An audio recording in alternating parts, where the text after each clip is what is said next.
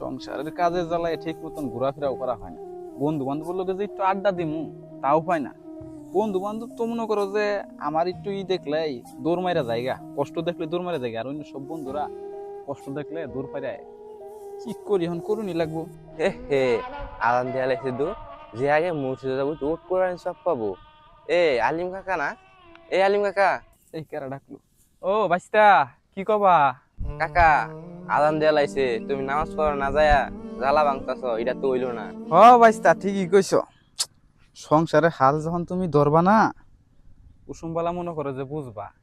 এই যে কাজগুলা করতাছি, না করলে পেটও বাদ যাবো না, বুঝো না? খালি যদি আল্লাহ ভরসায় থাই তাহলে কাম হইতো না, নিজেরও কাম করুন লাগবো। আর নামাজ মনে করো যে পরেও পড়ুন যাবো, বুঝো না? এই সংসারে কাম একটু করুন লাগবো। এটা যদি আজকে না করি, কিছুদিন দেরি হয়ে গেলে মনে করো যে পিছাই যামগা, পরের ফসলটা করা হইতাম না।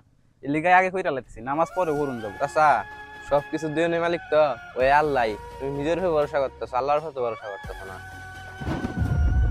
হ বাইস্তা, তুমি ঠিক কথাই কইছো। তুমি আমার মনের দুয়ারটা খুলে দিছো। আমি এখন এই বাসা হইয়া নামাজ পড়া যাম। এই ভিডিওর দৃশ্যর মতন কিন্তু আমাদের প্রত্যেকটা এলাকার দৃশ্যই হুবহুব মিল রেখেছে।